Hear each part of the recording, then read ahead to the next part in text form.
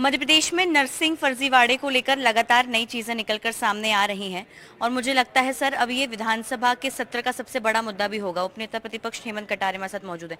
Sir, किस तरीके से हम विधानसभा में इस मुद्दे को देख रहे हैं, क्योंकि इसके पहले भी आप लोगों ने कई मुद्दे उठाए, लेकिन ये वाकई में काफी बड़ा मुद्दा है, कई स्टूडेंट्स के भविष्य का सवाल। निश्चित ही लाखों स्टूडेंट्स मध्य प्रदेश के इस नर्सिंग के महाघोटाले से प्रभावित हो रहे हैं। पहले मध्य प्रदेश की धरती कलंकित हुई थी व्यापम महाघोटाले से, अभी तक उसके कलंक या दाग धुल भी नहीं पाए हैं। अब नर्सिंग महाघोटाला आ गया है।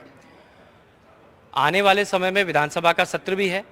हम लोग इस विषय पे सरकार को घेरेंगे नहीं, क्योंकि घेरना मेरे को लगता है सही शब्द नहीं होगा, क्योंकि ये छात्र हित का मुद्दा है। हम लोग सरकार से पहले तो नीतिगत तरीके से मांग करेंगे कि आप इसमें छात्रों को न्याय दीजिए। कॉलेज संचालकों के विरुद्ध, चाहे वो बीजेपी से जुड़े हों या किसी भी पार्टी से जुड़े हों, उनके खिलाफ सख्त कार्रवाई कीजिए, उनके ऊपर एफआईआर दर्ज करके उनको जेल भेजिए। सबसे पहले तो ये मांग रहेगी। यदि सरकार इन मांगों को पूरा नहीं करते हैं तो हम लोग संसद में इसके लिए पूरी ताकत से नियम के अनुसार उठाएंगे, फिर सरकार को घेरेंगे, घुटने के बल लाएंगे। और जब तक इस विषय पर हम सरकार को या इस विषय को अंजाम पर नहीं ले आते, जब तक मध्य प्रदेश के नर्सिंग के छात्रों को हम लोग न्याय नहीं दिलवा देते, तब तक हम लोग इस विषय को उठाते रहेंगे। और साथ ही में, क्योंकि जो एजेंसी इसकी जांच करी थी सीबीआई, ये स्पष्ट हो गया है कि सीबीआई जो है से भ्रष्ट एजेंसी इस समय देश में कोई नहीं है, और वो कहीं ना कहीं बीजेपी का टूल बनके काम कर रही थी। और बीजेपी के नेताओं के भी उनने कॉलेजेस को सूटेबल मान लिया, जो कि सूटेबल की कैटेगरी में नहीं आ रहे थे।